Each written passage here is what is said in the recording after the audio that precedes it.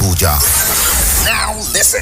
News on the hour, 7 a.m., 8 a.m., 9 a.m., 10 a.m., and 11 a.m., 1 p.m., 2 p.m., 3 p.m., and 5 p.m. News at noon, 12 noon. News from across the states, 4 p.m.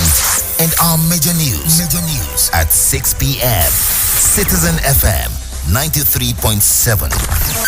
Always precise in news broadcast. This is 93.7 Citizen FM Abuja. The time is 11 o'clock. Time for news on the hour.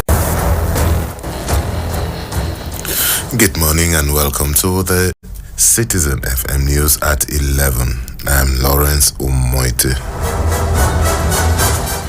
A Federal Capital Territory High Court has dismissed the case against former Governor of Imo State, Senator Rochas Okorocha, by the Economic and Financial Crimes Commission. The court described the EFCC's charges of fraud and abuse of office as an abuse of judicial process. The presiding judge, Justice Yusuf Halilu, premised his judgment on the fact that the EFCC had filed a similar charge against the former Imo State Governor at the Federal High Court, which case was decided in favor of the former governor in December last year.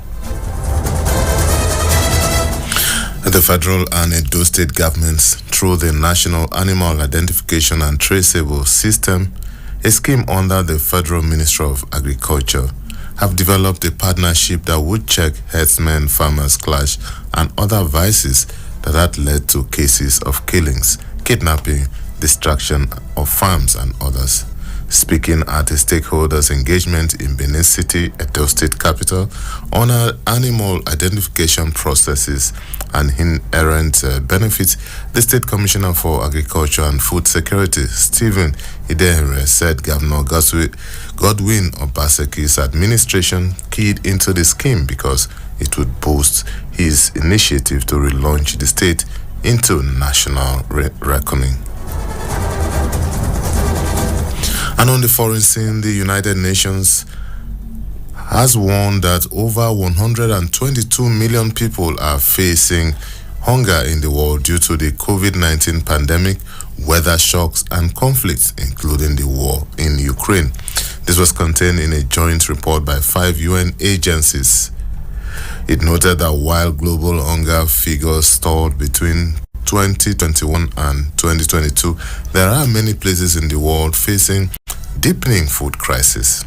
The report also notes that approximately 2.4 billion individuals, largely women and residents of rural areas, did not have consistent access to nutritious, safe, and sufficient food in 2022.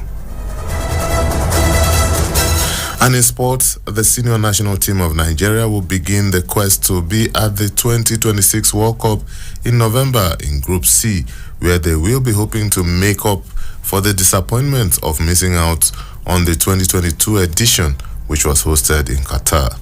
With Africa having as many as 9 slots at the next World Cup, Nigeria will no doubt fancy their chances of picking one of the tickets.